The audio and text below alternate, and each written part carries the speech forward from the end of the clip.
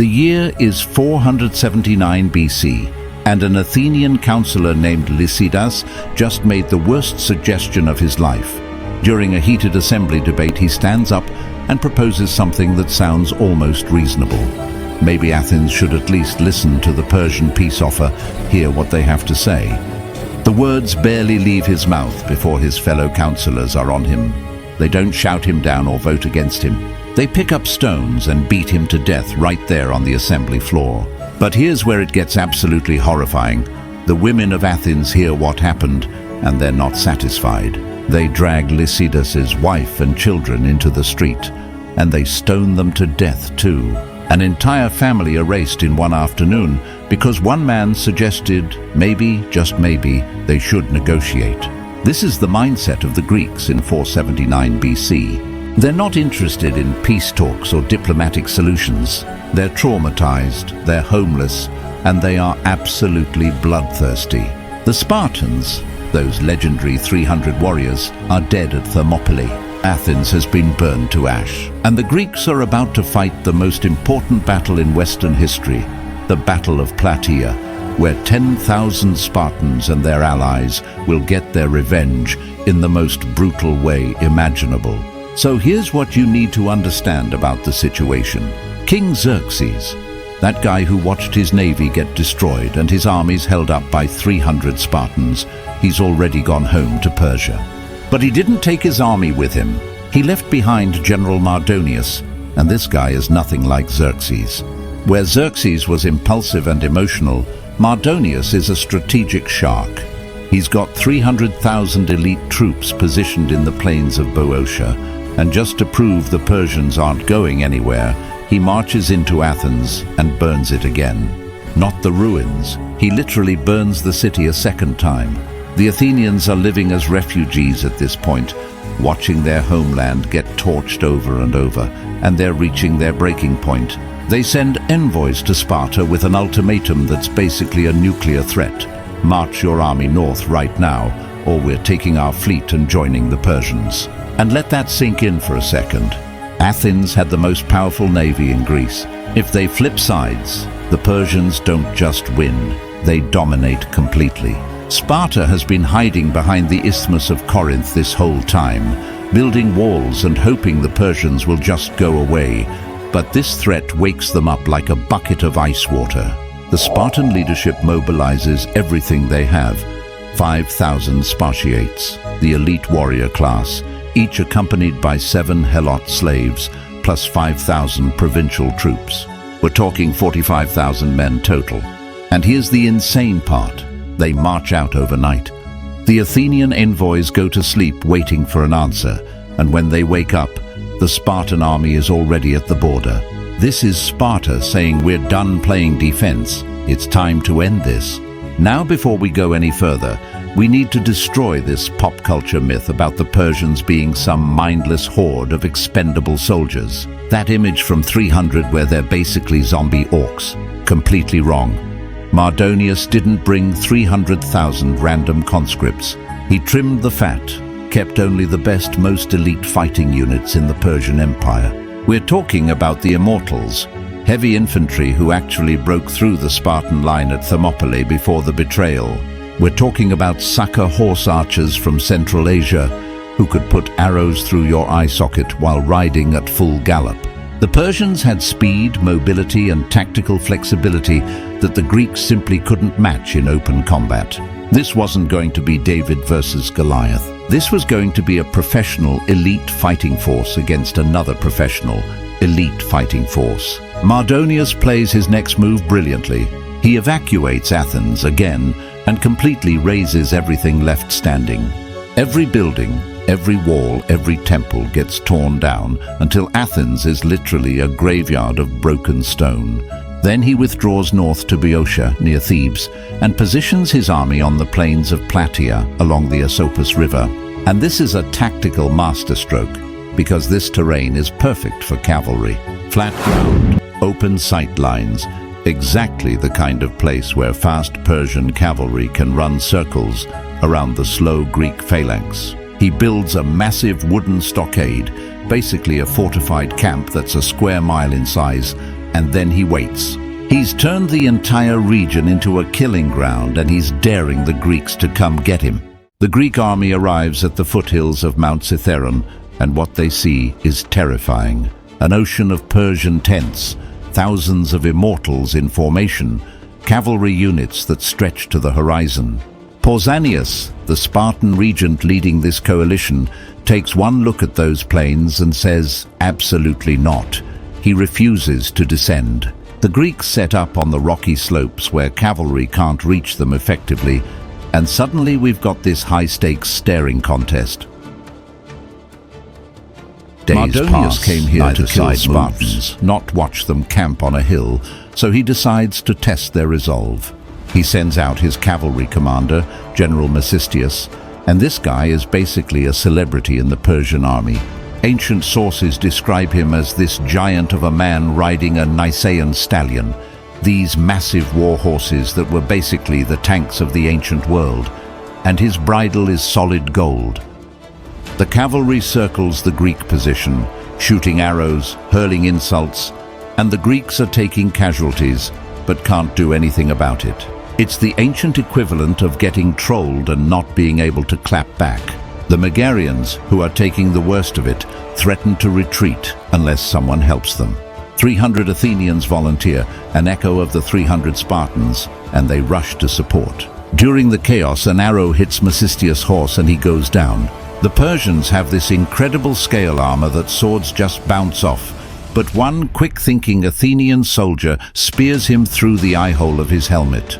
The Persians go absolutely berserk trying to recover his body, but the Greeks hold, and then they do something that's pure psychological warfare. They parade Mecistius' corpse through the Greek ranks. The morale boost is insane.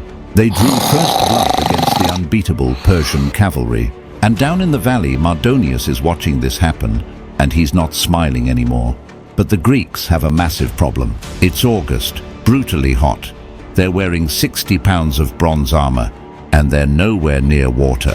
Pausanias makes the decision to move the entire army, 100,000 men, closer to the Gargaphia spring near the Asopus River. It gets them water, but it also extends their position and makes them more vulnerable. Mardonius sees this and he doesn't attack. He does something smarter. He decides to strangle them instead of killing them. Persian cavalry circles behind the Greek army and intercepts a convoy of 500 supply wagons coming through the mountain passes. They slaughter the oxen, kill the drivers, and burn everything. The Greek army is now cut off from supplies. For 8 days, both armies just sit there. The Greeks are too terrified to advance and too proud to retreat, and the Persians are just raining arrows on them daily, taunting them, breaking them psychologically. Pausanias forbids anyone from breaking formation, but discipline doesn't quench thirst. On day 11, Mardonius ends the waiting game. He sends cavalry straight to the Gargaphia spring, and they trample it into undrinkable mud. Within hours, the only water source for 100,000 men is destroyed. Now the Greeks have no food, no water, and the enemy controls all the roads. The coalition starts fracturing. Different city-state captains are arguing about what to do, and Pausanias is stuck. One more day, and his army either mutinies or dies of dehydration. So he makes a desperate decision. They're going to retreat at night while facing the enemy, one of the most dangerous maneuvers you can attempt in ancient warfare. The plan is to move at the second watch to a position called the Island, where there's water. It requires absolute silence, perfect coordination, and simultaneous movement from 100,000 men. Spoiler alert, it goes horribly wrong. When the signal is given, the center of the Greek line just collapses. The Corinthians, the Megarians, all these city-states panic and sprint away into the darkness. They don't stop at the rally point. They run all the way to the Temple of Hera in the town of Plataea and huddle there. The Greek army just lost 50% of its fighting strength to fear. But the right wing has a different problem: pride. A Spartan captain named Amompharetus refuses to move. He's the commander of the Pitanas unit, and he flat out tells Pausanias he will not run away from strangers, which is Spartan slang for barbarians. This is a guy whose entire identity is built on Thermopylae, on never retreating, and walking backward is heresy to him. It's 2 a.m., and Pausanias is in the darkness arguing with his own captain. Amompharetus picks up a boulder and slams it at Pausanias' feet. A vote using a rock as a pebble to vote no on the retreat. Meanwhile, the Athenians on the left wing are waiting for the Spartans to move first, and they send a messenger who finds the Spartan commanders screaming at each other in the dark. Pausanias makes a gamble. He orders the retreat and leaves Amompharetus behind, hoping his pride will break when he realizes he'll be facing 300,000 Persians alone. It works. Amompharetus finally starts moving, but it's too late. The sun is rising, the sky is turning grey, birds are singing, and Persian sentries see that the Greek center is gone and the Spartans are completely exposed, disorganized, strung out in a vulnerable column. Mardonius sees what looks like a rout. He's laughing, mocking the legendary Spartan discipline, and he gives the order to charge immediately. No time for formations, just pure pursuit. The Persian cavalry and infantry surge across the river in this chaotic stampede, and suddenly the Spartans, 10,000 Spartiates plus 35,000 Helots and some Tegean allies, are facing the entire Persian Empire alone. The Persians plant their wicker shields and start volleying arrows. Tens of thousands of arrows darken the sky. The Spartans are caught mid-march on open slopes, not in battle formation, with Persian cavalry flanking them. Pausanias orders everyone to halt, drop to one knee, and hold position. But here's the thing that's going to blow your mind. He won't order the attack yet because he needs to perform a sacrifice to get good omens from the gods. They kill a goat, inspect its liver. The signs are bad, so they wait. Meanwhile, arrows are slamming into bronze shields constantly. Spartans are starting to take casualties, arrows finding gaps in armor at the neck, groin, feet. And Pausanias is literally inspecting animal guts while his men are dying. The Helots, who are slaves with wicker shields and animal skins instead of bronze armor, are dying in droves. They're watching their masters refuse to fight, and it must have seemed like insanity. A Spartan named Leonidas, described as the most beautiful man in the Greek army, takes an arrow in the side, and his last words are that he doesn't mind dying for Greece, but he minds dying without striking a single blow. They do a second sacrifice. Bad omens, they wait. The Persian infantry is moving closer, pouring fire at point-blank range. The Tegeans are ready to charge without orders.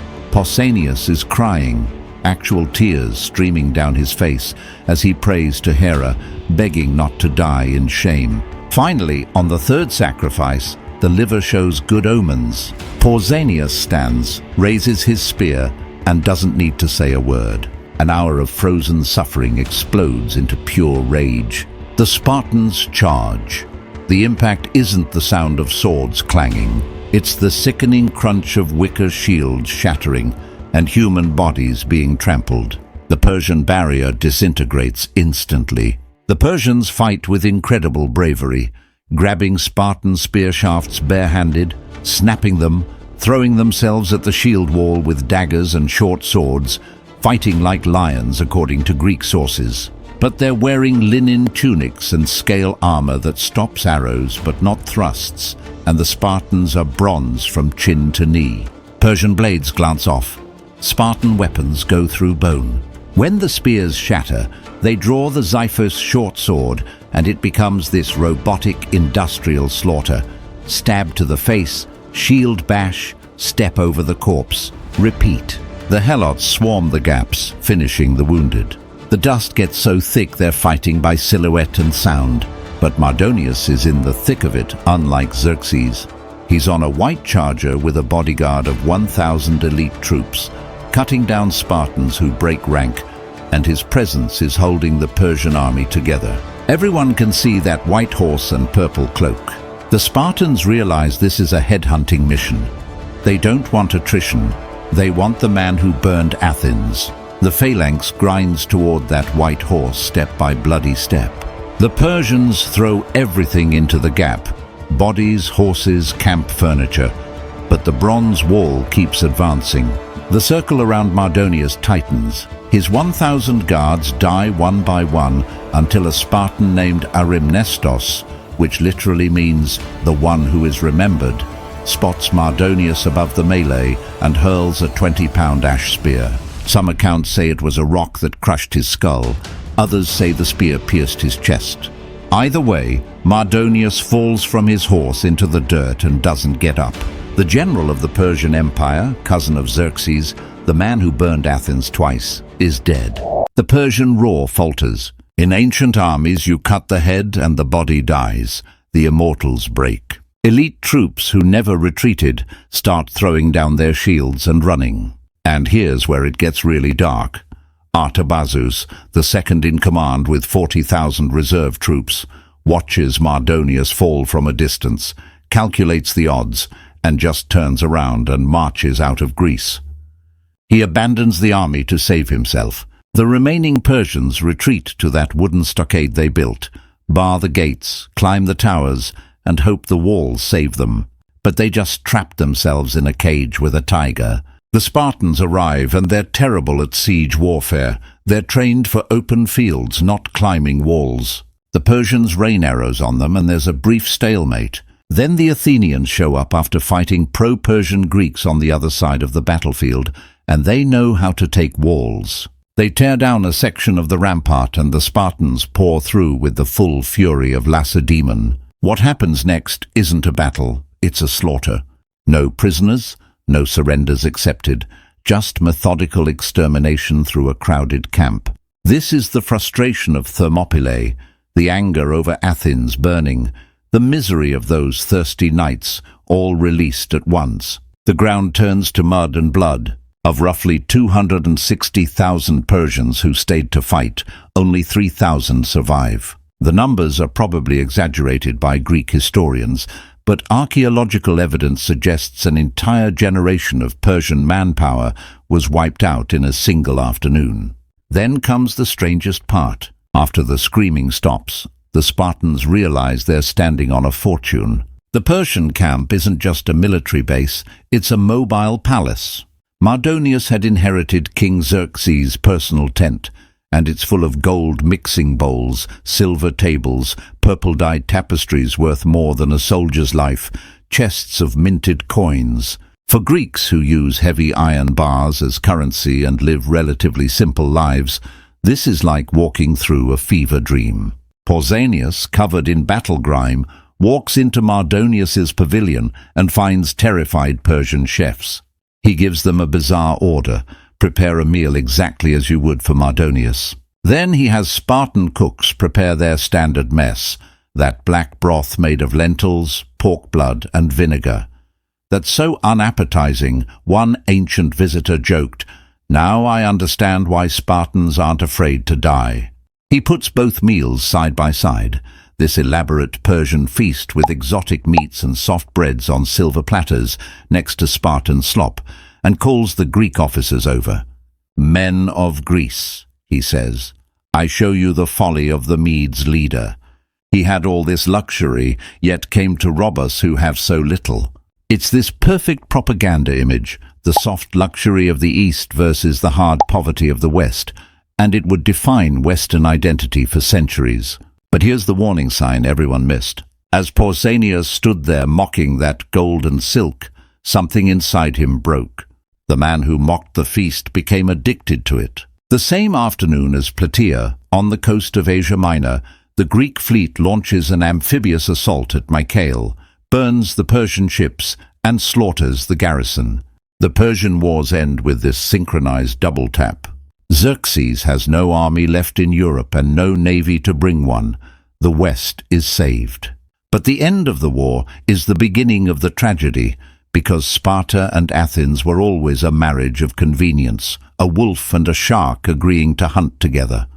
Now they look at each other with suspicion. Athens returns not as refugees, but as conquerors, rebuilds massive walls, builds a huge fleet, forms the Delian League, which is basically an empire, and starts demanding tribute. The golden age of Athens is built on the reputation earned at Plataea, but the darkest shadow falls on Pausanias himself. That feast wasn't mockery because he hated luxury. It was mockery because he wanted it.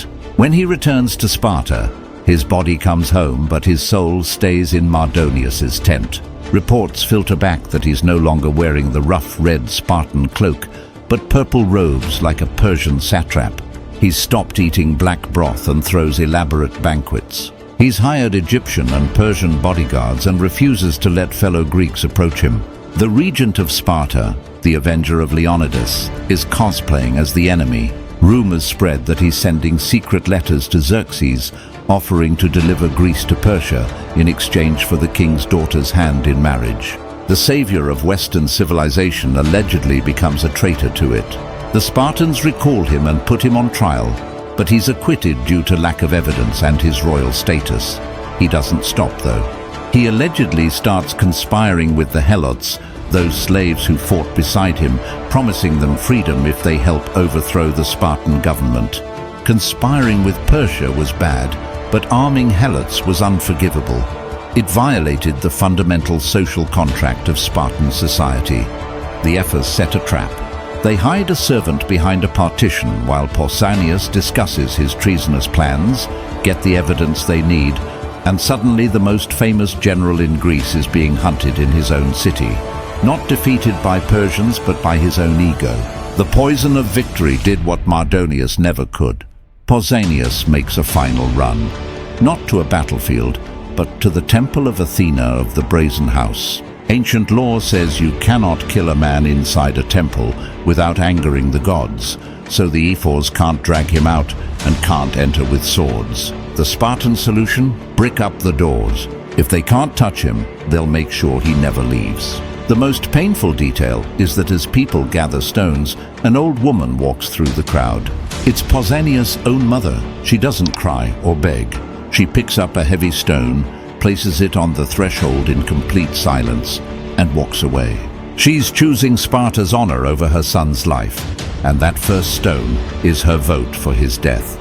Days later, the hero of Plataea dies in that temple darkness with no food, no water, just breathing and the smell of incense. The ephors drag his emaciated body into the sunlight moments before death to avoid spiritually polluting the holy ground. He dies as a prisoner, a traitor, and a disgrace. And that's why there are no movies about Plataea. It's too messy, too complicated. The hero becomes the villain. The good guys commit war crimes. The victory leads to greed and imperialism.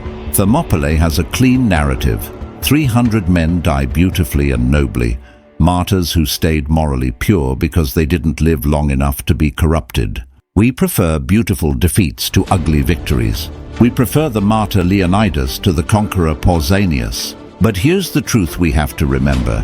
Thermopylae was the symbol, but Plataea was the salvation. On those dusty, blood-soaked plains, 10,000 Spartans and their allies looked apocalypse in the eye and didn't blink.